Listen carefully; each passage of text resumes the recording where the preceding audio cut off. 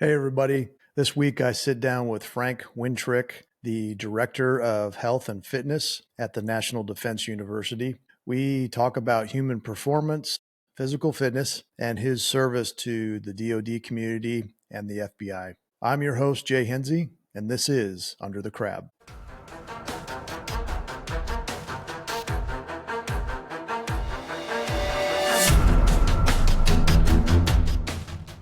And so just a little bit of background about you. You currently are the Director of Health and Fitness at the National Defense University. Is that correct? Yes, sir. Okay.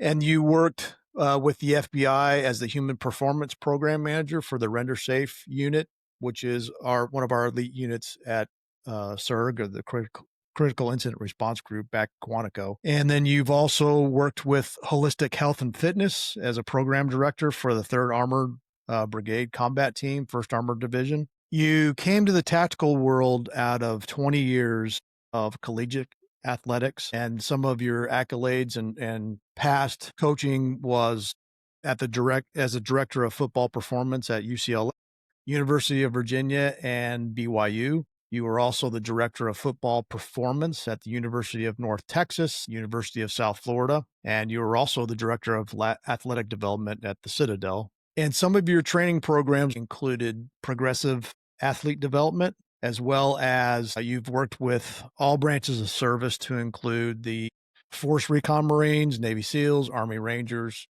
to develop and integrate the Warrior Mindset program, which I'd like to talk about today as well. You're originally from Seminole, Florida, and you earned your bachelor's degree in sports and fitness management, and you played football, and you were All-American a couple times, correct? Yes, sir. Right. Well, Frank, thanks again for joining me. It's a pleasure to see you, and you look good. I'm glad you're doing well out there at this new position. Thank you. I appreciate it. I'm really privileged to be here. It's an honor. Is it a lot different than where you were before when we were first met? It is. So, before I was kind of a one-man show at the unit over there. I managed the strength and conditioning primarily, but also would help folks with their nutrition, sleep hygiene, those types of things. But I didn't have a team or a staff that was working around me. And, very small unit, obviously very niche. And so the opportunity to come over here was pretty unique. I really wasn't even looking for this job. I know one of the questions that we had talked about was, looking at, what it was that made me move. And I wasn't looking to move when this opportunity came along. A couple of different people reached out to me and said, hey man, like this is university setting, it's tactical setting. Like it really combines two things that you're passionate about and have a lot of experience with. Take a look at it. And when I looked at it, just the ranking of the position and kind of what they were looking for, I was like, man, I don't feel like I'm qualified for this. But I went ahead and threw my name in the hat, and lo and behold, about 8 months later, here I land There you go. at the jobs. I run a team of 10, including myself. So we have 3 psychologists, we have a surgeon, we have a nurse, I have a physical therapist, registered dietitian, athletic trainer, medical liaison, and then myself serving the staff as the exercise physiologist. We serve a student body of between 550 and 750 students. It kind of depends on the academic year. This year, we're just a hair under 600 students. And they come from all branches of DoD and also interagency partners. So we'll have some folks from Bureau, we'll have folks from the agency, we'll have folks from Commerce, we'll have folks from USAID.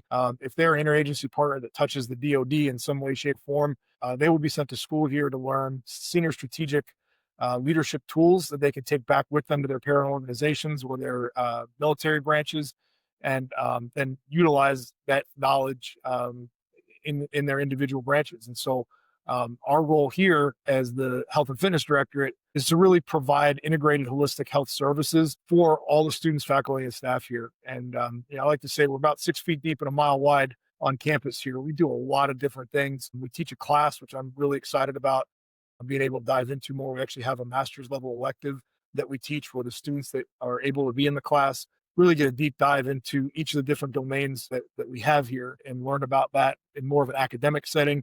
But all of our services are available to any of the members of the student body or the campus who want to utilize them. And so I think from the standpoint of what we do here, if you were to wrap it up into one thing, it's education, right? Like you teach a man to fish, you can feed him for a lifetime. You give him any fish, you feed him for a day. And so like if we can teach these folks how to take care of themselves, how to take care of the people that they serve better, we're doing our job right. Yeah, absolutely.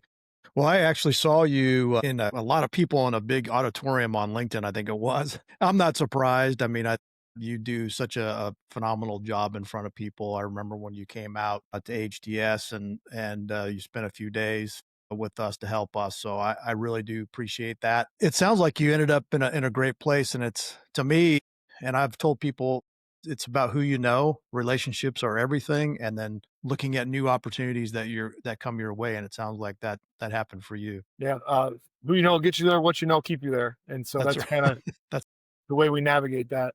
That picture, I'll tell you a funny story about that picture. That was first day of classes or first day of school. All the students were in the auditorium, and we were the last ones to go. My director was the last ones to go. We're just doing little 15-30 minute briefs on who we are, what we do, the services we offer. The people that went in front of me were a little bit dry, throwing stones at everybody. It was just very academic heavy setting. It was the end of the day. People have been sitting all day, and I kind of peeked my head into the auditorium and I was like, man, like, all these folks in here, the average age of our student here is 42 years old. They're around about my age and they just look bored. And I was like, I gotta do something to get these guys going. And my dietitian, she's always taking pictures of us. So we've taken like a group picture as a staff before I went in there. I think that picture is up there as well. I was like, how am I going to break the ice with this group? Like, and I was like seconds from going on. And I said, Chrissy, give me your phone. We're going to take a group selfie with everybody. And that'll get them going. That'll be a lot of fun. So like got them cheering and just kind of reached back into, the old college football strength coach playbook and pulled that out. They seemed to enjoy it. We had a lot of fun in the 25-30 minutes that I got to visit with them and got them fired up. So trying to be as memorable as possible because what we do here, while we can all argue like this is something that these people need, it's really a nice to have, not a need to have. Like if they don't come to us, it's not like they're not going to graduate if they don't utilize our services. It's not like anything's going to be held against them. And so how do we motivate people to want to take, care of themselves, get interested in our services and remember that we're here because they're going to get bogged down with classes. They're going to get bogged down with family life. There's a lot of things going on for these students. So making sure that when they look back at, that orientation, like, yeah, I remember that brief. I remember what they were selling and it was compelling and made me want to come in and be a part of it. Yeah, I mean, nobody wants to be bored. Right. I sure don't. I hate that. Well, let's back up a little bit. I kind of wanted to talk a little bit about you and your upbringing, just to kind of set the story here, because really, I think physical fitness has been a part of your whole entire life. It seems like, and looking at your bio and your background. But tell us a little bit. You grew up in Seminole, Florida. Yes, sir, I did. Yeah. Can you tell us a little bit about your childhood and your family and how you grew up? Yeah, I grew up son of two public servants. Both my parents were in the fire service. My dad was a paramedic firefighter. My mom was a fire inspector, actually the first female fire inspector in the state of Florida. So she was a bit of a trailblazer in her right with what she Yeah. did there. My grandmother was a registered nurse in New York and would actually in the early 50s, mid 60s would jump on the back of fire engines because in New York City back then, they didn't really have a paramedic EMS system. And so she would run down to the street corner when she heard the call come in. She had a set of her own bunker gear, would run down to the street corner, jump on the back of a fire engine and be on the Really? scene of fire calls to help provide, first aid to Yeah. firefighters. Back then, it was just they threw you in an ambulance and you didn't get care until you got to the hospital. So she was actually providing first responder care. I got a ton of really cool articles in the New York Times and all different kinds of New York So publications. she would leave her house and go out like to the street corner and wait for the fire truck to come by. She did. She had a little radio. I got a great picture of it. She's sitting in her apartment with this little radio, and anytime she'd hear a call come in, she'd throw her bunker gear on. She'd run down to the street corner. It was a one-way street. As the fire engine went by, she just jumped on the back and off she went. Was that a big influence on you? I think just her strength and her willingness to help people was a big reason in my why. Like people ask you, what's your why? And I think, I'm here to help people. I'm here to serve. I'm here to be someone that someone can lean on to help with, achieving their goals physically. And so like I just watched that and I think that really motivated me and drove me a lot. Yeah. By having both parents in fire service, did that kind of motivate you or push you in the direction of some type of physical fitness, work or It, it really wasn't because early on when I was young, like I was huge nerd. Like I wanted to be an astronaut, wanted to be a fighter pilot, wanted to like sports were not my thing. And then as I started getting older and kind of growing into my body, I started playing ball more and, ended up having a bit of inclination for that. And then, got a scholarship to play in college, was able to go to Wesleyan and play there. And so it kind of grew out of necessity because I wanted to be good and I wasn't super physically gifted. I wasn't fast, tall, had a good frame, but I needed to be in great shape. I needed to be strong in order to go out and compete. So leaning on that and enjoying that was important. But when I graduated college, like I wanted to be a football coach. Like I was passionate about football. I wanted to be a football coach. And my first opportunity at Hardin Simmons was as strength coach. And I could help with football, but primarily they're like, we need you to be the weight room guy. And I got in there and started working with the players and realized sphere of influence. I didn't realize it at the time. I kind of came to figure this out later, but sphere of influence is always super important to me. Like, how can I help the most people? How can I influence the most people? And in the weight room in sports is the way to do that. Sport coaches get the kids during season, and then the rest of the year they're off recruiting, they're off doing other stuff. The strength coach is there with the kids in the trenches day in and day out. They're always a part of the players' lives. And so I was like, man, I really like this. This makes a lot of sense to me. Turns out I didn't like watching film, which there are hours and hours and hours of when you're a football coach. And I was like, I like being in the weight room. I like being with the players. I like being around the kids. And so that really pushed me to go into the strength and conditioning field. Then I've just found ways to grow that and make the most of it over the last 25 years. Well, that was obvious when you came out and worked with us and just your passion for it. Was that kind of the catalyst or the motivator for you to say, "Hey, I'm gonna go on and get my degree in, was it physical sports management?" Well, I think, initially wanting to be a football coach, then my long-term goal was to move into athletic administration, whether that be like a general manager of the sports franchise or, potentially being an athletic director. And so sports and fitness management kind of combined the sports science part of it along with the business side of it. So that degree was a little bit of a little split of both. But the more time that I spent in it, the more I was just like, man, I just really love being in the weight room. I love being with the kids. I love being in the trenches with these guys. And that really just drove where I was going. This audience is for military, police, fire, EMS, and it's for the younger generation who are thinking about doing these things. And so can you tell us a little bit about how you got into this career field? Like you went to school and then was it just a progression of opportunities or did you realize, because when I went to college, I had no idea what I wanted to do. Halfway through, I didn't know what I wanted to do. It was like the last year and a half where I realized, hey, I think I want to go in law enforcement.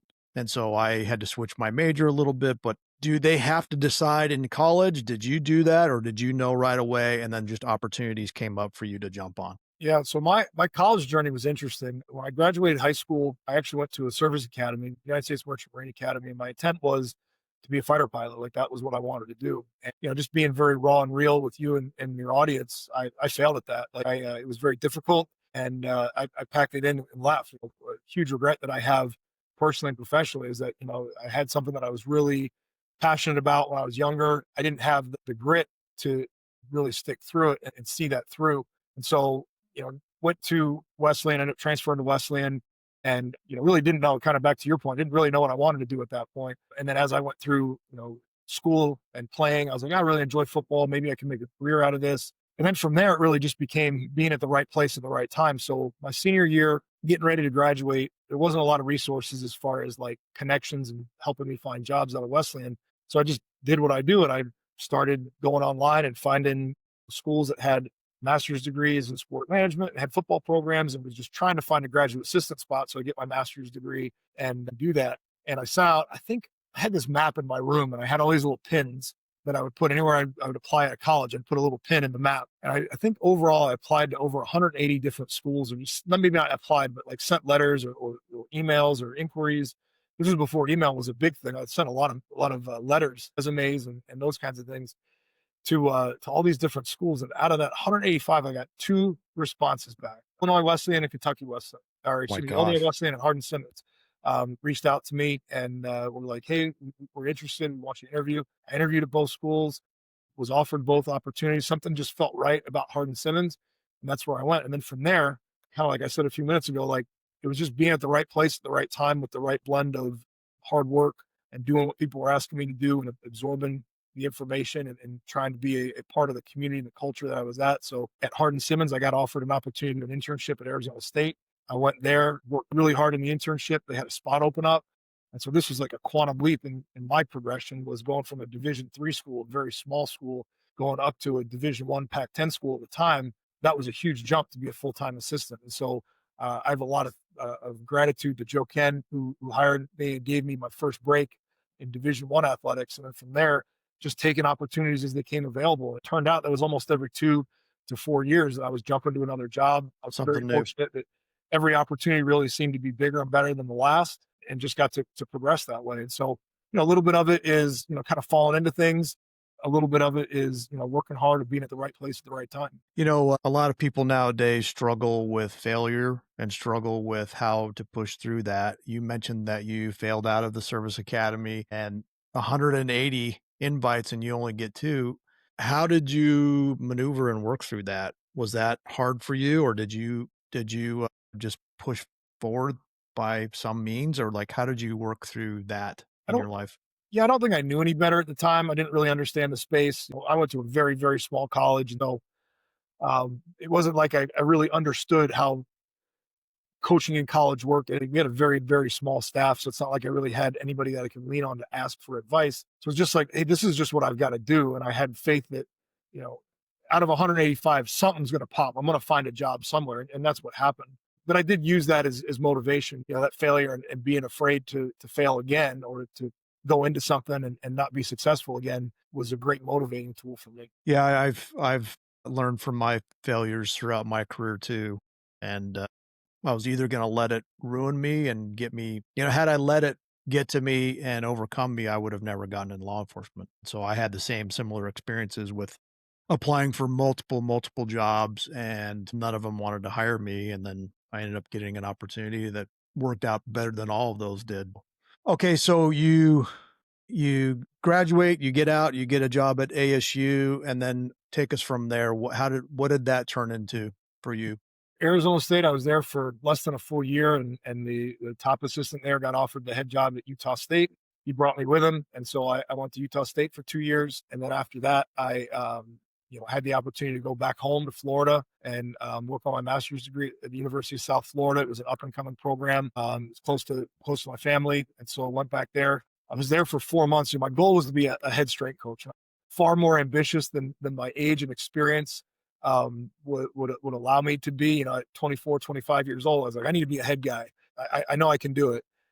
Which, when you're 24, 25, you shouldn't be in charge of anything. You should just shut up and do what you're told and learn. But man, I was just very eager to get out and lead my own program. And so that was, I need to get a master's degree. I'm going to go do that. And I'd been there for about 4 months. This is pretty funny. And I was mopping the floor, because when you're a graduate assistant, you do a lot of the crap work that um, nobody else, the full time staff, doesn't want to do. So I was mopping the floor. And the head strength coach came out with one of his former players, who was an assistant at the Citadel, and was like, "Hey, I want you to meet Frank. Frank, this is Ryan. Ryan works at the Citadel. They've been looking for a strength coach, or a head strength coach. Would you be interested?" And I was like, "Head strength coach, Citadel? Sounds good. Let's talk about it." So they had interviewed like 4 or 5 different people and been turned down. Citadel's a tough place to go in athletics, because it's a very demanding academic school, and it's also a very demanding military school with the regimental life and the expectations on the students. And so I just saw it as an opportunity, and went there and had an absolute blast. Met incredible people.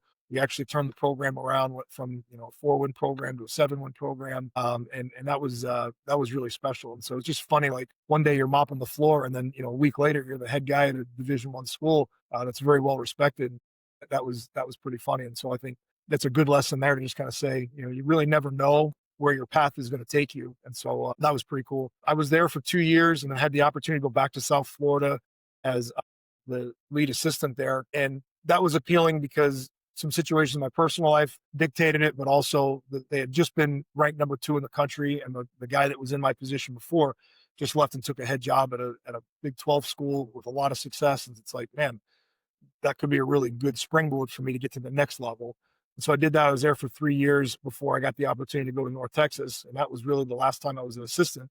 From then on, I got to be a head guy at North Texas for 4 years. Had an incredible experience there. Met a lot of great people. Turned that program around. Had arguably the best season in school history. I had the opportunity to go to BYU and have a huge influence on that program, University of Virginia, and then finish up at UCL. Do you feel like your reputation was a big factor in your success to these different endeavors? I think within the community, yes. I wasn't super well known. I wasn't a big Instagram, Twitter guy that wanted, to I always believe that our work should be kind of done behind the scenes. I would always tell guys on my staff, like, we should be like Batman. You should see the product of our work, but you should never actually see us doing it.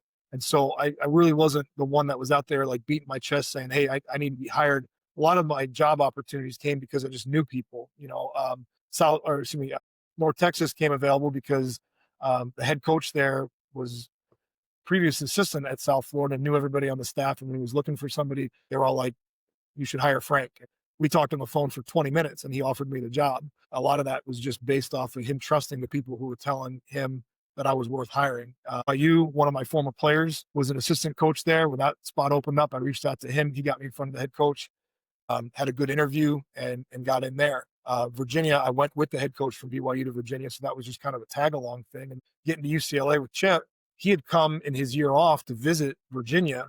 And we just spent a couple of days with him. And when he got the head job at UCLA, he reached out to me and said, hey, I'd be interested in interviewing you for the head job here. So I think it was really less about reputation and more about, just seizing opportunities when they came available, because I don't think my name was a household name, so to speak, in the industry. I came that as I moved up the ranks, but there wasn't a ton of people that were beating down the door to get me, because my approach was pretty unique. And there wasn't a lot of like the hype stuff that a lot of people like to see out of their strength coach in that space, which narrowed the number of people who would be interested in me, but it also helped make sure that I landed a place that was a good fit for me. And I felt like Right. everywhere I landed was typically a good fit for me. Yeah.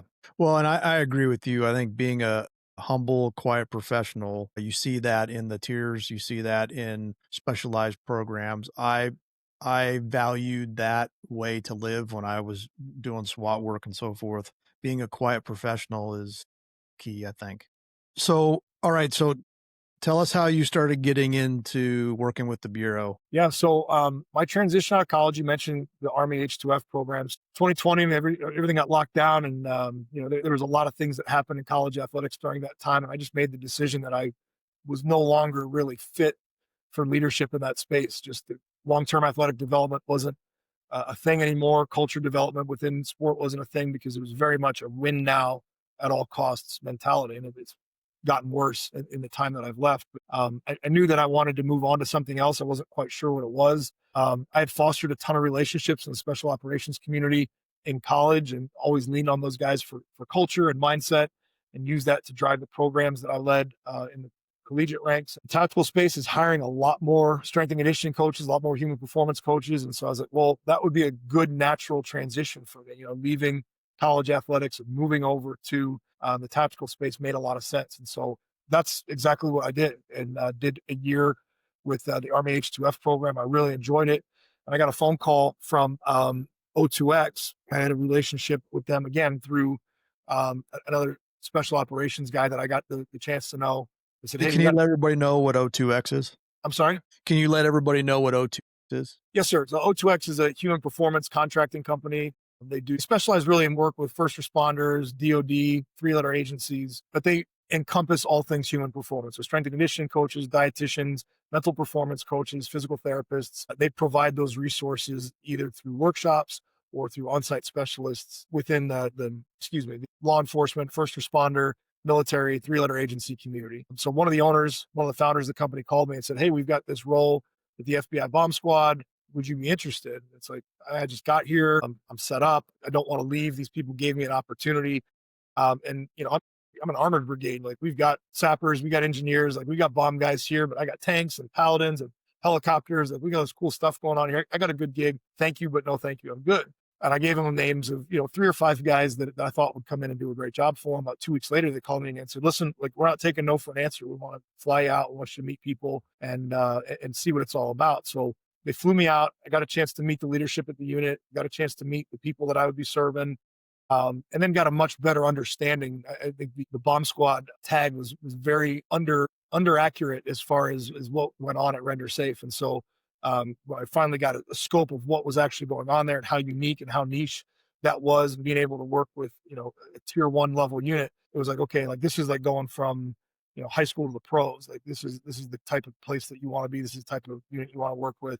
I love the state of Virginia from having been here before. And so it was just a natural transition to be able to go over there and do that. Like I had the opportunity to spend 4 years working with incredible people and making incredible friends. And I feel like I made a really positive difference there in the time that I had. But yeah, I mean, I I'd met you once when I went to to one of their sites where the gym is, and that's where I first met you, and, had a great workout and realized I really liked you and liked your attitude and just who you were. You were very serious about training, and it was important to you, and so, I don't know if you remember when I first interviewed you months ago, when I was still employed with them, asked you a question, and I still remember it to this day, and you might remember it too, but I asked you, "How long should I make a goal to lose weight?" Because I was when I first started my journey with all this, and I had worked out my entire career, but later in my life, I let things go and didn't focus on food and all these other things.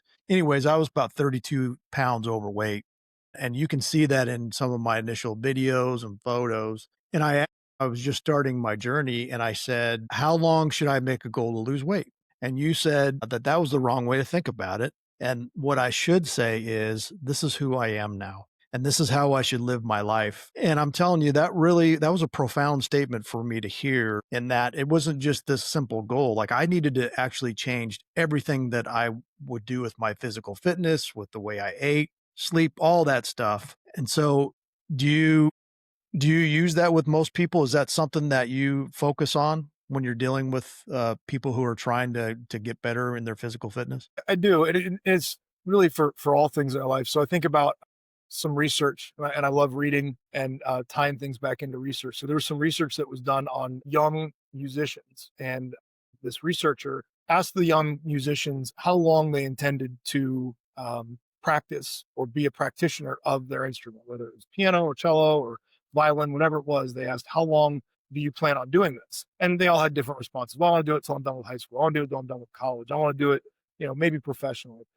Some of them said, "I want to do this for the rest of my life. Like, this is just who and what I am. I am a pianist. I am a violinist." And then he followed them over a course of years, and he discovered that the ones who identified themselves as lifelong practitioners, kind of going back to what I told you, this is who I am right now, accelerated their growth and their improvement by a rate of 400%. And so that's a principle that we have within all the programs that I've led. We call it 400%. So, like, when you asked me that question, you said, "How long should it take?" You're going to put an end date on it. So it's like, let's say I want to lose that 32 pounds, or you want to lose that 32 pounds. And I tell you, well, it's going to take 3 months and 10 pounds a month, and we'll get it off you, and then you'll be good. What happens at the end of 3 months? What happens at the end of 6 months? Are you going to go back to doing the same habits that got you up 32 pounds, or Probably. it's just going to continue to be what you are? And so I think the biggest thing about it is developing and maintaining new habits so that they don't fall off when you've achieved your goal. Like, the goal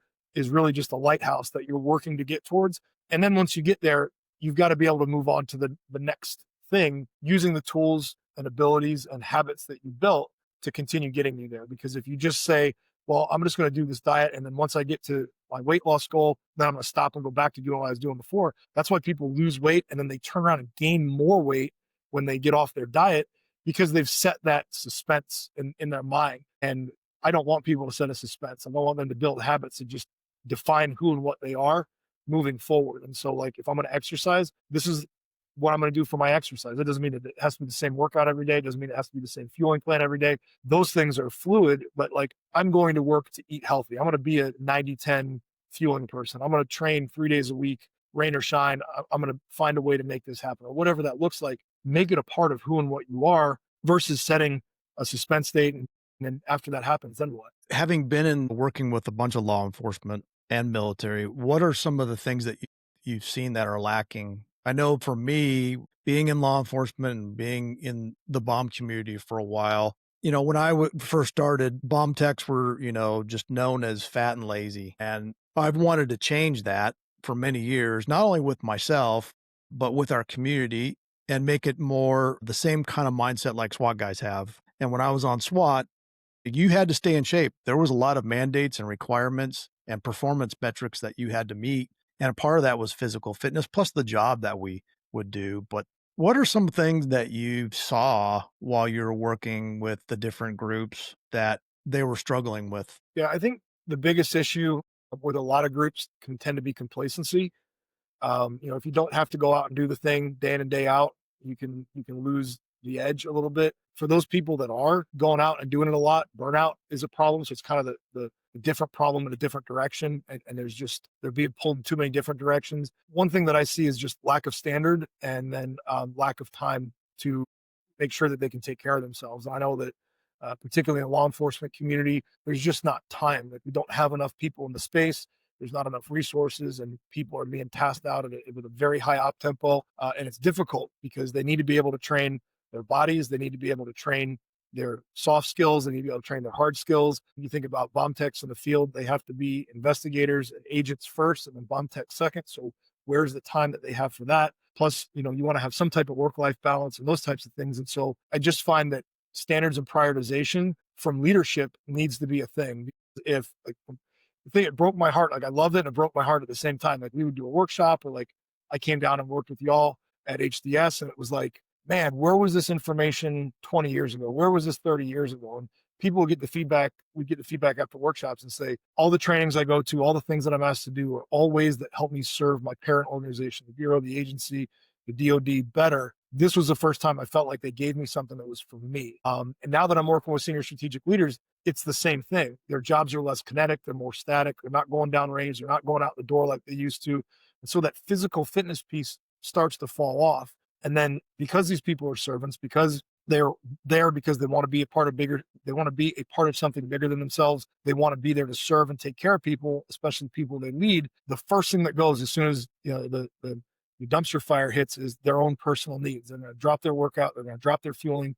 They're going to drop their positive habits so they can attend to that goal. And so one of the things I always stress to folks is you owe it to yourself. You owe it to the people you serve. You owe it to your family to take care of yourself so that you can be present when you show up, whether that be physically, mentally, emotionally. You owe it to yourself and you owe it to the people that you do that. And if that feels too selfish, imagine what it's like if you're not here because you didn't do those things, Right. because you didn't take care of yourself, because you got overweight, you let your physical standards fall and you end up getting sick or you have a heart attack or any of those other things. Now you've left those people hanging or you've left your organization hanging because all of your knowledge, all of your abilities, or if you burn out, all of that goes out the door because you weren't fit. So if it feels too selfish to think about it for yourself, think about it for your family, think about it for the people you serve. And that usually resonates really well with people because they do feel that and they do realize that. And that it puts it right in front of their face. It's like, yeah, this is important. So I always encourage people, a lot of times people say, I don't have time. It's like, well, open up your cell phone and look at your screen time. Every time, yeah.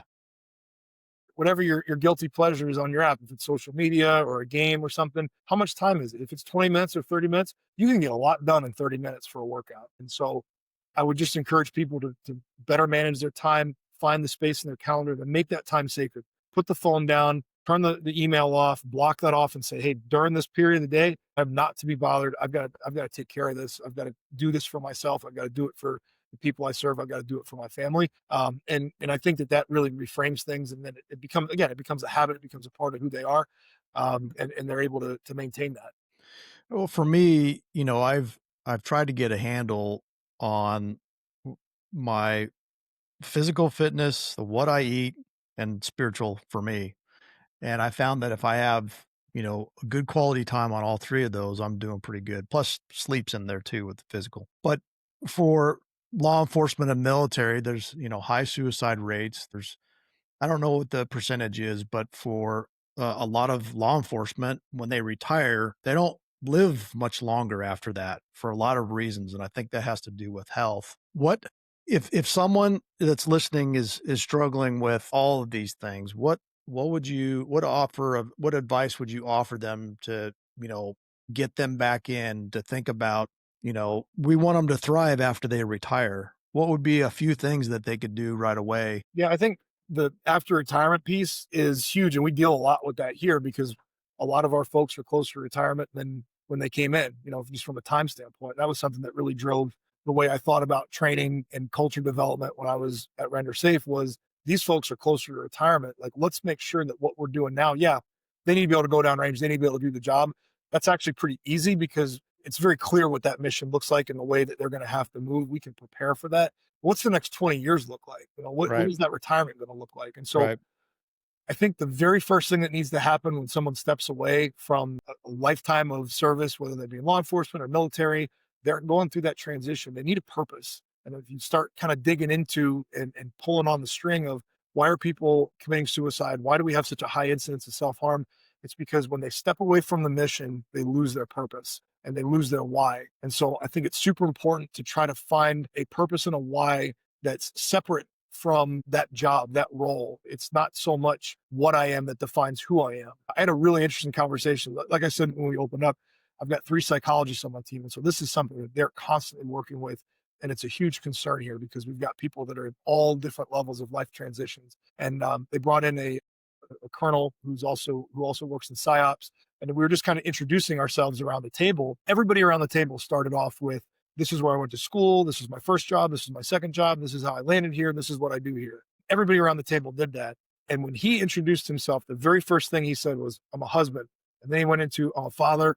I'm a son." And then finally, my most important thing is I'm a son of Christ. And so, like, very clearly delineated the fact that, oh, yeah, by the way, I'm also an Army colonel and I work in PsyOps. It's like very clearly made a point is like, this is who I am first. And then as a product of that, this is what I do. Yeah. And I walked away from the table like, wow, like that really hit me because I know in my own personal life so frequently and really for 45 years, so much of who I am is coach. Like my dad called me coach. I was very concerned about my transition out of college athletics as if I wasn't going to be coach anymore, will I cease to be a man? And so I think that being able to tie back into people's whys, what their purpose is extremely important because I think when people lose sight of that, they lose hope. When they lose hope, they don't know where else to go. And self-harm becomes a product of that. And so I think being able to tie back into that is super important. And so if I had advice, I would say find a purpose. And if you struggle with that, find help in somebody who can help you work through it. Because like a lot of the things, especially what we're teaching in our class, we have a piece of our class called identity, meaning, and purpose. It used to be called spirituality, but I think that component is different for everybody. Some people find their why in religion, some people find their why in their family, but being able to have a why that isn't connected to their work. We talk to the students a lot about the danger of singularity of purpose and making sure that there is something that's away from the job because the job can be taken away very quickly. You can get let go. You can have an injury that prevents you from having the job, whatever that transition looks like. And then what are you left with if you don't have those things? And so being able to get people to think critically about it, because a lot of times we don't think about it until it's like, oh crap, it's here. Right. It's right here in front of us now. Now, how do I handle this? And so if we can think critically about it on the front end, we can prepare for when that happens and then make arrangements to adjust and pivot and mitigate accordingly. Yeah, I love that. I've been probably the last 10 years of my career, I came in to have a mindset more of this is just what I do. It's not who I am. I had a great job in Phoenix and I left there. My wife, when we first left was wondering how, was I struggling with leaving because I had it great there. And I came to the conclusion that that it was never mine. I was just given the responsibility to manage a team and do the best job I could performance wise, treat people good, stay safe. And I had done that and it was time to move on. And I felt that way with HDS as well. I was given an opportunity to lead and it was never really mine. I was just held responsible for it. And that helped me with retirement too, because a lot of guys and gals, they leave. And as you said, they don't have a why anymore. They're out of shape. They've gained a lot of weight. They've got PTSD from all the years of either military service or war theaters or work in the street. And now they have nothing and their life's fallen apart. Their family doesn't want to talk to them. They've been divorced multiple times, unfortunately, and that all starts to add up. And so I agree with you. I think there's a cure in there with those things, physical fitness, the way we eat, sleep, our spiritual life. Can you talk a little bit about the progressive athlete development and what that is, and then also the warrior mindset? They both sound amazing, and I remember hearing about the warrior mindset when you came out. But are those still active programs, and can people get involved in those kind of programs? Yeah, so the progressive athlete development system was something that we created in college to take college freshmen through fifth year senior and what that system looked like. Early on in my career, you take over a new program and you implement a new system, and like there's this immediate meteoric uptick in strength and speed. Like everybody gets better. And then as you're there for a while, the results start to really just kind of plateau. And sometimes they drop off. You get a kid that you've been training for 3 years, and all of a sudden he's not getting stronger. Maybe his speed's dropping. And I was like, what is this? Like, what's happening? And one day it hit me. I was like, oh, the kids' bodies are evolving. The kids' bodies are adapting, but my training is not. They're doing the same thing year in and year out.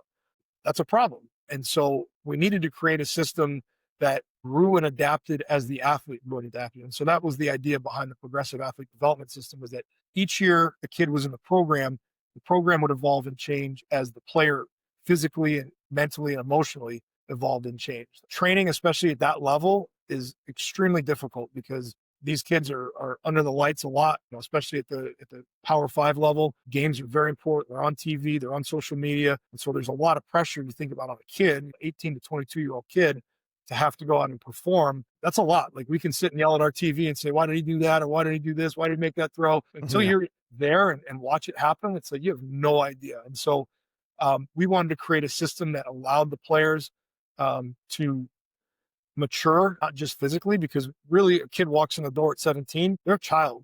That's a kid. And then they leave as a 22, 23-year-old man, potentially going to the NFL. We needed a way to gradually do that and introduce things so that we didn't blow them out right when they walked in the door, but there was a healthy, strong, fast, powerful athlete that walked out the door that physically, mentally, emotionally was better when they walked out than when they walked in. And I was very upset a lot of times when you see kids leaving college and they were just broken. Disc issues in their back, they had knee issues, shoulder issues because their strength coach expected them to train a certain way. And there wasn't really a lot of thought given to what the rest of that kid's life would look like. It's just like, what can we get out of into this 4-year period? And we had a much different model. We had a much different approach. Like we wanted to be healthy. We wanted to play on Saturdays. We wanted them to leave better than they walked in the door. And so that was what drove that. And there's not a lot of that. The principles, yes, but not a lot of that exists here. And it didn't really exist in other places because of just the amount of time and intensity that I could spend with the operators or with the students here. It just doesn't fit.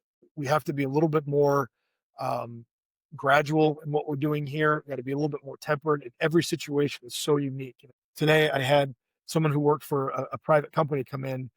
Yesterday, I had a retired special operations person. Those two people they're both students here. They both go to the same college here, but they're on completely different life trajectories. And I handle those two things differently. So what I'm doing now is much more individualized and tailored to the person that walks in. There's less of a system to it. A lot of those principles, like I said, carry over, but the system is different. The warrior mindset thing was born from my experience at North Texas. And so when we inherited that program, I think they had 4 consecutive years of either 1 or 3 wins. It was a very downtrodden program. Kids had gotten used to losing, community got used to losing, and was able to go there with Dan McCarney, who, if you've ever met him or heard of him or listened to him speak, is just a super high energy, super passionate guy. And we were turning this thing around. We're going to turn this thing around. We're going to get it going. And so we had a really good first season. We went from I think they were a 1-win program when we inherited it to a 5-win program the first year that we were there. And so there was a lot of momentum. We were super excited about it. And then in that second year, we had a great offseason. The kids physically looked right. We had more of our system in place. Everything seemed like we were primed for a great year. And we ended up only winning 4 games. And there was 2 games that we were super close that if we had won those 2 games, we would have been bowl eligible. That would have really turned the corner for the program. Then we're heading into year 3, going in the wrong direction. In the 3rd year of any college football program, any coach will tell you, that's the critical year. If you don't show drastically improved play and performance on the field, more than likely you're not going to see a 4th year. Most contracts are kind of up at that 3rd year mark. And so it was like, man, we've got to do something. To me, it wasn't the physical part. And so I had a friend who was a former Force Reconnaissance Marine sniper. I was a client of his. He ran a weapons school. And so I learned how to shoot from him and just do those kinds of things. And I went to him one day and I was like, hey, your community is very unique in that you're sending out small units of young guys to go out and do really challenging missions. I kind of feel like that's where we're at. Like we've got this group of kids that are being asked to go play LSU and Texas and Alabama, and we don't have a ton of resources. We're kind of in this weird place. What's the mindset? Like, how do we get in their brains like you guys do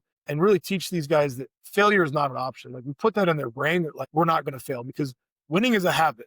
Unfortunately, so is losing. So, like, losing programs that I kind of Right. my niche in college athletics was going into programs that were downtrodden and helping turn them around.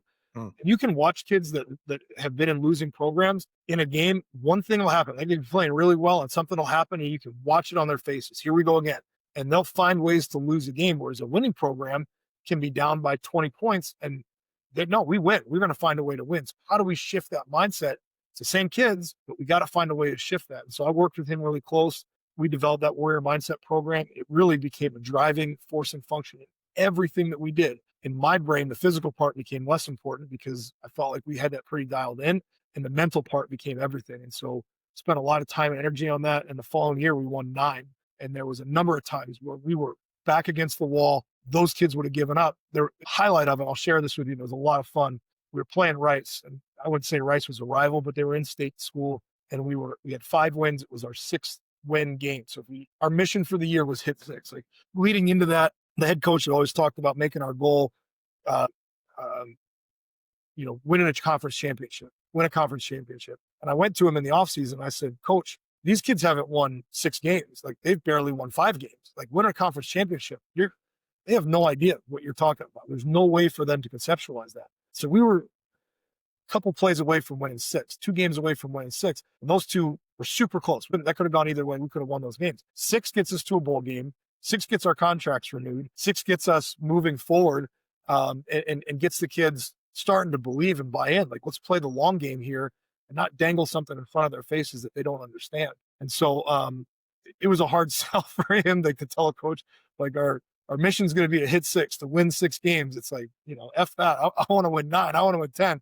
Yeah. Yeah, but we can't win 10 until we win 6. So let's Right. get 6, and then we'll go from there. And we can adjust week in and week out after that. So it was our hit 6 game. It was a night game. We were playing on Halloween night on Thursday on national TV.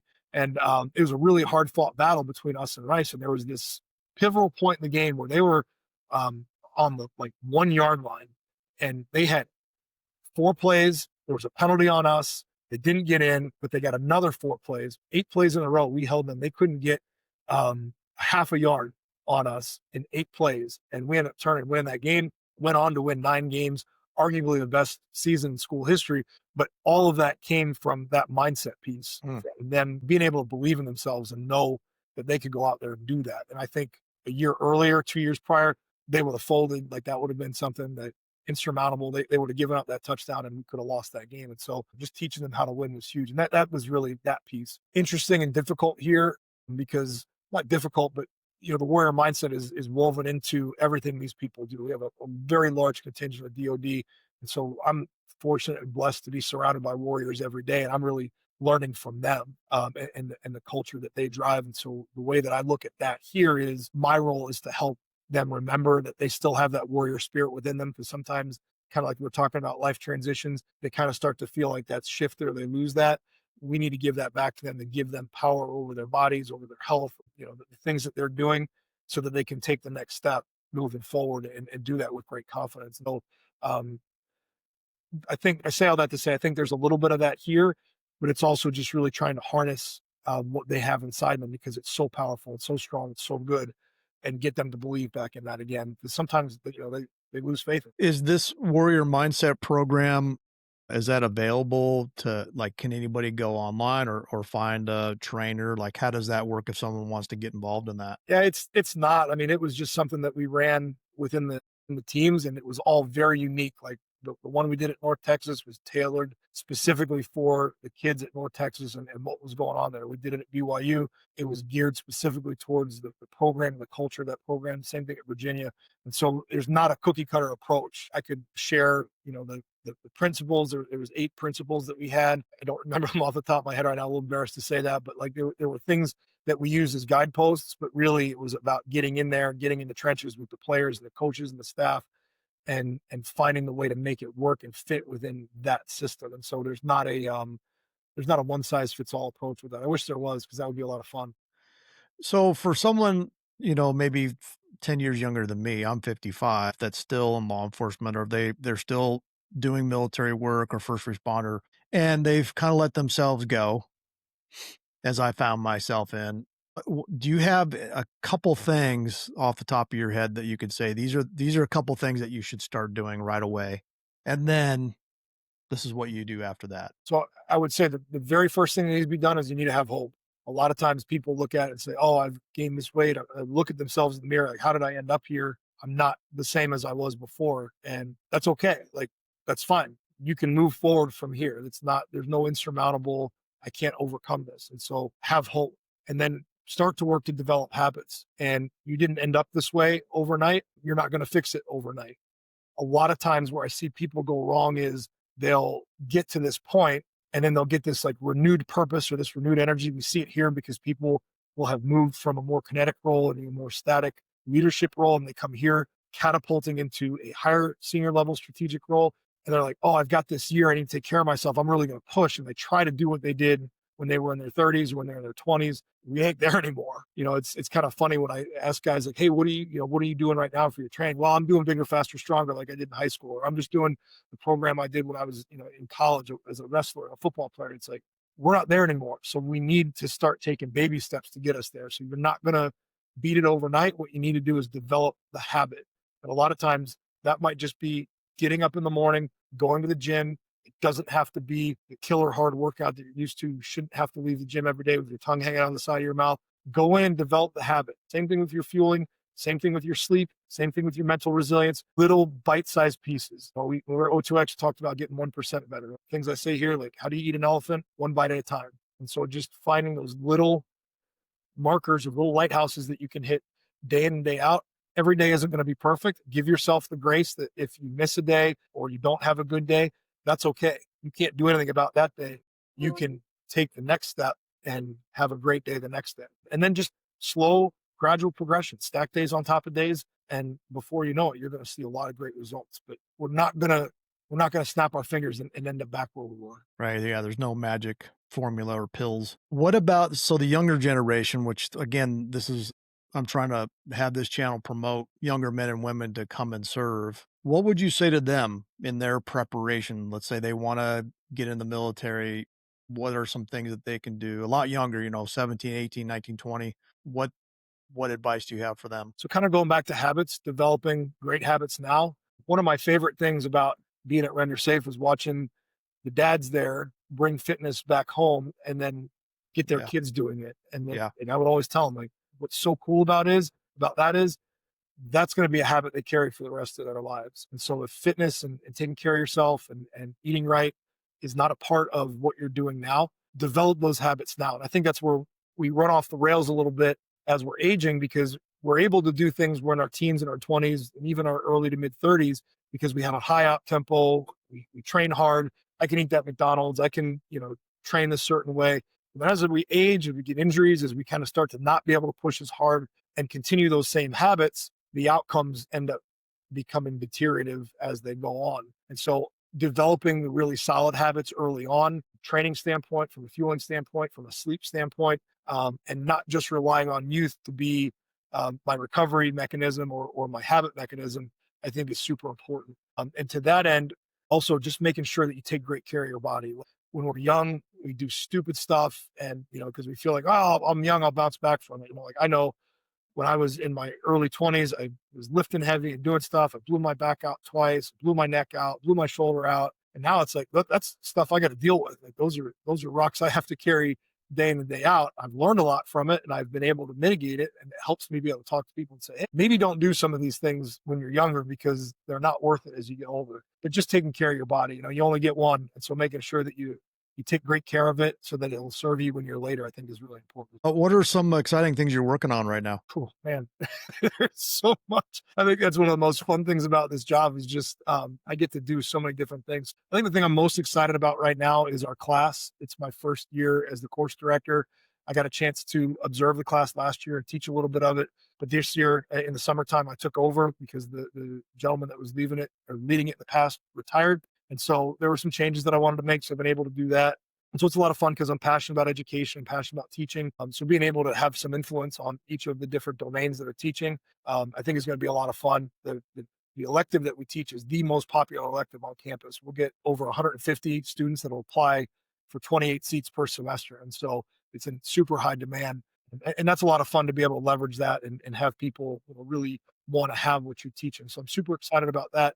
And then along the lines of that is the technology piece. And so I'm working with some different colleges and some different research organizations to try to bring technology here to leverage technology for the students. So if we could get students to walk out with some type of a wearable, I'm not going to mention names on your podcast, so I don't want to get in trouble for those things, but some type of a wearable, things that can help monitor sleep, things that can help monitor fitness, and then use the information they're getting at to guide what they're doing, to guide their habits, to better inform their habits. I think that would be super helpful. And then also along the technology piece, having some type of mobile application that gives us better access to the students and better reach back from when they leave here. So just having a one-stop shop to where they can come in, contact with us, get workouts, get nutrition plans, get physical therapy advice, get mental resilience advice, sleep advice, those types of things.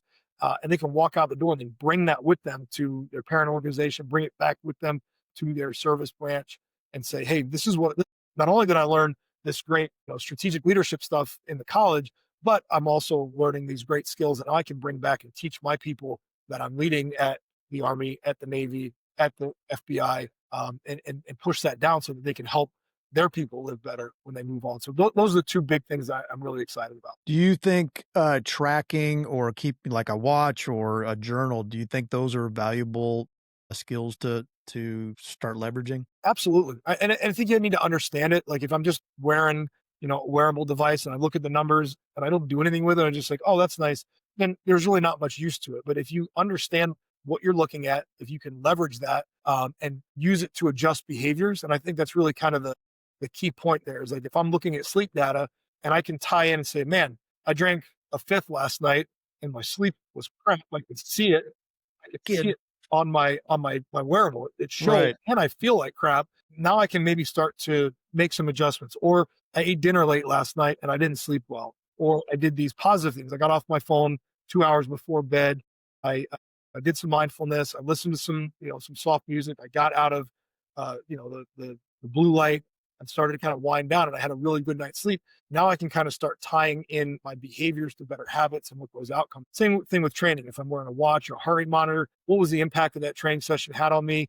Was the physical impact as much as it felt like it was? And sometimes you do a workout, you're like, man, that felt really hard. And you go back and look at the data and say, huh, that didn't stress me as much as I thought it did. What was the reason for that? Well, maybe I was a little bit tired, or maybe I was a little bit um, uh, fatigued from the day before, whatever that was. But then you can really say, like, yeah, that workout felt hard, but it really wasn't that hard. So tomorrow I know that I can push a little bit. And so using it as an education tool and as a way to guide future practices, I think is really valuable. But you got to understand it. And that's the key to that. Where do you see yourself in the next 5 years? You got any 5-year goals? I hope to be here. There's so much that we can do here. So I think, really for me, you're kind of always, as you're starting to get to our age, like look at like what's going to be the last landing spot. I'm not looking over the fence. I want to be able to really make an impact and sustain success at a place. And really, I feel like this is it. It combines things that I'm passionate about. It combines, my why and wanting to be able to help people and wanting to be able to have a positive influence, a huge sphere of influence on the most number of people. And this is a great place for me to be able to do that. And having the resources falling under the Joint Chiefs of Staff is a great way for us to be able to influence and push out um, great educational resources and great tools to our senior strategic leaders who, the problems globally are not getting easier. They're getting harder. They're getting more complex. These folks are going to be under more stress now than they've ever been in the history of these jobs. And so giving them the tools and resources that help keep them in the fight, but also have them thriving in life. I think there's really not much more noble cause than that. So I'm excited to be, part of that, be the leader of it, and it's a real privilege and an honor to be able to do that. So 5 years, 10 years, 15 years, I see myself here. Do you feel like the military, DoD is behind this type of training and physical training, this new push to get back into physical fitness and all these other things that we've talked about? Absolutely. I mean, we're here. Yeah. So they're paying our paychecks and we've got a budget. So I mean, I feel like if they're not, we wouldn't be here. Because like I said, it really at the end of the day, we're a nice to have, not a need to have, as far as getting these students educated to go on to their next role. There's a huge amount of initiative in taking care of people in not just the DoD, but across all spectrum. It's what brought me to the bureau, brought me into the army with the H2F program. So there's more of these initiatives. I think education around the initiatives is lacking. We need people to be very keenly aware of not just that they exist, but why they exist and why it's important. And then funding, I mean, again, it needs to be a need to have. Like, we need to make sure that these things are at the top of people's priority list. We need to be able to take really good care of our people. We need to really make sure that physically, mentally, nutritionally, spiritually, they're looked after and taken care of, so they can go out and be a better warfighter, so they can go out and be a better law enforcement officer, so they can go out and be a better firefighter, they can go out and be a better public servant. When we get to that mindset, I think we'll see a real shift. I know that it's moving in that direction, because before it was just kind of, hey, we knew how to do that. But I think there's been some consequences of taking physical education out of school. Shortly after our generation, they started pulling those things. That rudimentary training was really the user's guide for the body when people were growing up. They had to exercise in school, they had to exercise in class. There were these robust educational pieces. We've pulled a lot of that out. And so now we're starting to see people that don't really have an understanding of why they need to do things, how they need to do things, and they have to lean on professionals, or God forbid, YouTube, Instagram, Facebook, to find where they're going to get their information from. Right. So being able to have actual experts, people that really know in front of them, I think is super important. And so, Yeah, I couldn't agree more. All right. So I always ask this last question. It's, what's one piece of life advice that you would have to offer that's helped you win at life? So this one's been coming up for me a lot lately, and I'll share it with you and the audience. Honor the promises you make to yourself. And a lot of times we'll sit down, and I'm guilty of this as anybody. We'll sit down, we'll write down, like, I'm going to do this program, I'm going to eat this way. We make all these plans, and then we gradually start to break those promises to ourselves. We let our habits degrade. We lose sight of our purpose. We lose sight of our lighthouse. And so, when you make a promise to yourself, honor that promise, because it's super important. There's a reason you put that there. Honor that, because if you can't honor promises to yourself, you're not going to honor promises to others as well. So I think that's super important. Yeah, that's great advice. Thank you, Frank. Do you have any online things that you're doing, or can people get a hold of you? Or are you pretty much set on where you're at right now and that's your main focus? I mean, you can find me on Instagram, you can find me on Facebook, you can find me on LinkedIn. I'm terrible at sharing stuff. I'm not real good at that, but if people wanted to reach out to me, those are great ways to do it.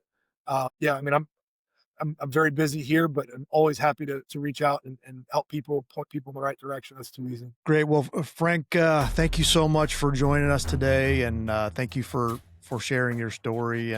And I appreciate your time very much. And thank you for coming out when I had you out to the schoolhouse. It meant a lot to me, and it helped me further my journey along. So thank you, and I wish you the best. I appreciate it. This is awesome. It's always great to see you and visit with you. It's a privilege. Like, when people want to hear what you have to say, that's a privilege. So I'm grateful for the opportunity, grateful to your audience for listening. And again, if there's things that we can do to help, please don't hesitate to reach out. All right. Thank you very much. Thanks, Jake.